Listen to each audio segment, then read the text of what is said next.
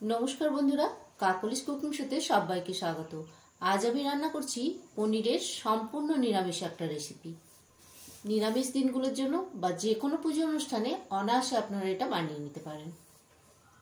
আর রেসিপিটা তৈরি করার জন্য যে পনিরটা ব্যবহার করছি সেটা আমি আজ কিন্তু ঘরেই বানিয়ে নিয়েছি। তো আসুন প্রথমে পনিরটা কিভাবে রেডি করে নিয়েছি সেটা দেখে নেওয়া যাক।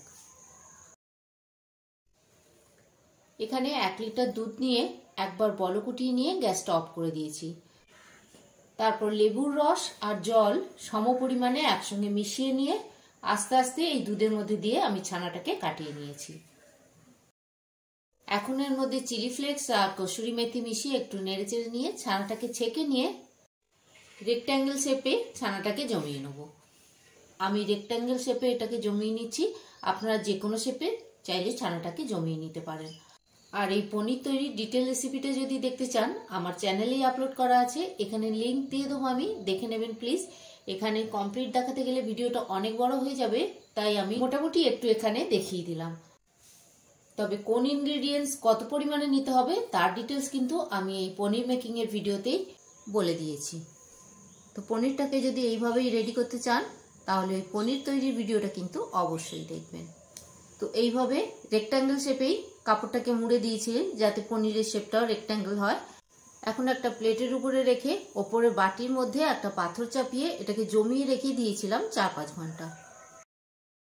এখন দেখুন পনিরটা কত সুন্দর রেডি হয়ে গেছে। এবার এটাকে আমি চৌকো চৌকো শেপে কেটে নিচ্ছি, তবে পনিরের শেপ আপনারা যেভাবে ইচ্ছা দিতে পারেন। আর পনিরটা কাটছি দেখুন একদম নরম।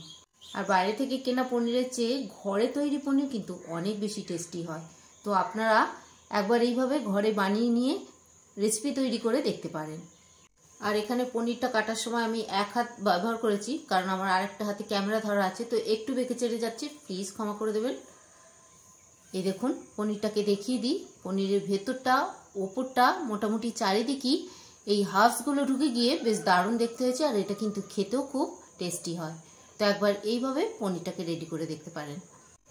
এবার চলুন রেসিপিতে যাওয়া যাক। তো আমি গ্যাসের উপরে একটা ফ্রাই প্যান বসিয়ে দিয়েছি। প্রথমে আমি একটা মশলা তৈরি করে নেব। তো তার জন্য এখানে আমি কিছু গোটা গরম মশলা দিয়ে দিলাম এলাচ, দারচিনি, লবঙ্গ, জয়িত্রী, গোলমরিচ। এবার এগুলোকে হালকা একটু নাড়াচাড়া করে নিয়ে সুন্দর গন্ধ বেরিয়ে গেলে এর মধ্যে দিয়ে দিচ্ছি কাজু আর চারমগজ। সবকিছু মিলিয়ে আবারও একটু হালকা করে নাড়াচাড়া করে একটু রং ধরা পর্যন্ত ভেজে নিচ্ছি। তো হালকা একটু ব্রাউন হয়ে গেছে, এবার এগুলোকে আমি তুলে নিয়ে ঠান্ডা হতে দেবো। এখন এদিকে প্যানের মধ্যে আরও একটু তেল দিয়ে দিলাম। আর এই রান্নাটা কিন্তু আমি পুরোটাই সাদা তেলে করব। পনিরের রেসিপি কিন্তু সাদা তেলে করলেই বেশি ভালো লাগে, কারণ কাজু দেওয়া থাকে, কোনো কোনো রেসিপিতে আবার দইও দেওয়া থাকে। তো এইসব ইনগ্রিডিয়েন্টস দিয়ে যখন রান্না করা হয় তখন সাদা তেলে রান্না করলেই রান্নাটা বেশি টেস্টি হয়। তো পনিরগুলোকে আমি এইভাবেই একটু নাড়াচাড়া করে উল্টে পাল্টে লাল লাল করে ভেজে নিলাম। তবে আমি পনিরটা ভেজে নিয়েছি, আপনারা কিন্তু কাঁচা পনিরও এখানে রান্না করতে পারেন যারা কাঁচা পনির খেতে পছন্দ করেন। আর এখানে একটু গরম জল করে নিয়েছি, তার মধ্যেই আমি পনিরগুলোকে দিয়ে দিলাম, কারণ পনির ভাজা হয়েছে একটু শক্ত হয়ে যাবে, তাই হালকা গরম জলের মধ্যে পনিরগুলো দিয়ে এর মধ্যে একটু নুন অ্যাড করে দেবো। আর এই পনির ভেজানো জলটাই কিন্তু আমি পরে তরকারিতে ব্যবহার করব। আর এখন আগে যে মশলাটা ভেজে রেখে দিয়েছিলাম সেটাকেই গ্রাইন্ড করে নেব। আর এই মশলাটা একদম মিহি করে গ্রাইন্ড হবে না, একটু দানা দানা থাকবে। আর গ্রাইন্ড করে নেওয়ার পর দারুণ সুন্দর একটা গন্ধ বেরিয়েছে জানেন। এবার এই মশলাটাকে ঢেলে নিয়ে এই পাত্রের মধ্যে আর একটা পেস্ট তৈরি করে নিয়েছি 2টো মিডিয়াম সাইজের টমেটো। আর ছানাটা তৈরি হয়ে যাওয়ার পর বাটির গায়ে যেগুলো লেগেছিল সেগুলোকে নিয়ে নিয়েছি। আর এদিক ওদিক যে টুকরো টুকরো ছানাগুলো ছিল ছড়িয়ে ছিটিয়ে সেগুলোকে সব এক জায়গায় করে পেস্টটা তৈরি করে নিলাম। এবার তেলের মধ্যে দিয়ে দিলাম 1/2 চামচ জিরে, 1/2 চামচ মৌরি, 1 চামচ আদা, আমি আদাটাকে গ্রেট করে নিয়েছি।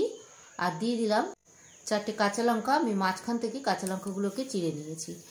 হালকা করে একটু নাড়াচাড়া করে নিয়ে এখন দিয়ে দিচ্ছি কিছু ড্রাই মশলা। দিয়ে দিলাম লঙ্কা গুঁড়ো, হলুদ গুঁড়ো, ধনে গুঁড়ো আর সামান্য একটু জিরে গুঁড়ো। ধনে গুঁড়ো কিন্তু আমি 1.5 চামচ মতো দিয়েছি। এবার যেহেতু সব ড্রাই মশলা, তো এখন একটু জল দিয়ে এটাকে আমি ভালো করে কষিয়ে নেবো। আপনারা যদি অনেকটা তেলে রান্না করেন তাহলে আর এক্ষেত্রে জল দিতে হবে না। আমি যেহেতু অল্প তেলে রান্না করছি সেহেতু এটাকে জল দিয়ে একটুখানি নাড়াচাড়া করে নিচ্ছি। আর এখানে আমি শুধু তেল ব্যবহার করেছি রান্নাটায়, আপনারা কিন্তু এটা ঘিও দিতে পারেন আবার বাটারও দিতে পারেন। তেলের সাথে যে কোনো একটা মিশিয়ে এটা রান্না করতে পারেন। মশলাটা কষিয়ে নিয়ে এর মধ্যে দিয়ে দিলাম টমেটো পেস্ট, আর সাথে একটু জলও দিয়ে দিলাম। মিক্সির মধ্যে অনেকটাই লেগেছিল, তো সেগুলো ধুয়েই জলটা দিয়ে দিলাম। এখন নুন দিয়ে এই মশলাটাকে ভালো করে কষিয়ে নেবো। তো নাড়াচাড়া করে মশলাটাকে হালকা মিশিয়ে নিয়ে এবার চাপা দিয়ে হতে দেবো 1 মিনিট মতন। তো 1 মিনিট পর দেখুন তেলটা অনেকটাই বেরিয়ে এসছে, তবে এটা কিন্তু এখনো কষা হয়নি, আরও একটু সময় নিয়ে কষতে হবে, যেহেতু টমেটো আছে। আর টমেটো যদি তরকারিতে পেস্ট করে দেওয়া হয় তাহলে কিন্তু টমেটোটাকে খুব ভালো করে কষিয়ে নিতে হয়, না হলে তরকারিতে একদম টেস্ট আসবে না, কাঁচা একটা টমেটোর গন্ধ বেরোবে। তো চাপা দিয়ে আরও 1 মিনিট কষিয়ে নিয়েছি। দেখুন মশলাটা একটু শুকনো শুকনো হয়ে গেছে, তো এখন এটা কষা হয়ে গেছে। আর এখন আমি এই মশলার টেম্পারেচারটাকে কমিয়ে নেওয়ার জন্য এর মধ্যে অ্যাড করে দিচ্ছি বেশ কিছুটা জল। আর এই সময় কিন্তু আমার গ্যাসের আঁচটাকেও আমি অফ করে দিয়েছি। আর এখন এর মধ্যে অ্যাড করে দিচ্ছি দই। 2 টেবিল চামচ মতন দই আমি ফেটিয়ে রেখে দিয়েছিলাম, সেটা এখানে অ্যাড করে দিলাম। আর যেহেতু দই অ্যাড করছি তাই আমি মশলার টেম্পারেচারটাকে কমিয়ে নেওয়ার জন্য এখানে জল দিলাম আর গ্যাসের আঁচটাকেও নিভিয়ে দিয়েছি। এবার দই দেওয়ার পরে খুব ভালো করে মশলার সঙ্গে দইটাকে মিশিয়ে নেওয়ার পর আবার গ্যাসটাকে জ্বেলে দেব। গরম মশলায় দইটা মেশানোর সময় অনেক সময় ফেটে যেতে পারে, তাই আমি সবসময় এইভাবেই দইটাকে মশলার মধ্যে মিশিয়ে দিই। তো এখন আমি আবার চাপা দিয়ে দইটাকে খুব ভালো করে কষিয়ে নিয়েছি 1 মিনিট মতো। দেখুন তেল ছেড়ে দিয়েছে। এবার যেহেতু এতক্ষণ চাপা ছিল কড়ার গায়ে একটু লেগে লেগে গেছে, তো আমি এটাকে ভালো করে নেড়ে চেড়ে নিয়ে এর মধ্যে দিয়ে দেবো পনির, আর দিয়ে দেবো সামান্য একটু জল। পনির সেদ্ধ হতে তো খুব একটা বেশি সময় লাগবে না, তাই খুব বেশি জল দিতে লাগবে না, অল্প একটু জল দিলেই হবে। এবার একসঙ্গে সমস্ত কিছু হালকা হাতে একটু নেড়ে চেড়ে নিয়ে এর মধ্যে অ্যাড করে দেবো মিষ্টি। যেহেতু নিরামিষ তরকারি হচ্ছে তাই একটু মিষ্টি লাগবে, তো আমি 1 চামচ মিষ্টি এর মধ্যে অ্যাড করে দিলাম।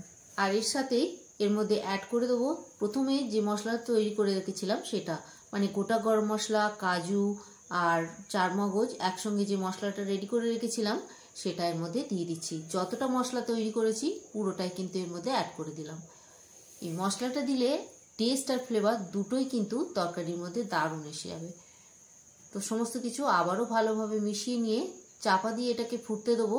যেহেতু সমস্ত মশলাই আগে থেকে খুব ভালো করে কষিয়ে নেওয়া আছে আর পনির গ্রেভিতে দেওয়ার পর খুব বেশিক্ষণ ফোটালে শক্ত হয়ে যাবে, তাই 2 মিনিট মতো আমি চাপা দিয়ে তরকারিটাকে ফুটিয়ে নিলাম। আর 2 মিনিট পর দেখুন তরকারির কালারটাও চেঞ্জ হয়ে গেছে আর রেডি হয়ে গেছে আমার আজকের রেসিপি। শুধু একটা কাজ বাকি, এখন গ্যাসটাকে অফ করে এর উপরে ছড়িয়ে দেবো শুকনো খোলায় ভেজে নেওয়া কসুরি মেথি। তো আমার আজকের রেসিপি যদি ভালো লেগে থাকে আমন্ত্রণ রইল আমার আগামী রেসিপিগুলো দেখার জন্য। ততক্ষণ ভালো থাকবেন, সুস্থ থাকবেন, পাশে থাকবেন। আর এই সম্পূর্ণ ভিডিওটা দেখার জন্য সবাইকেই ধন্যবাদ।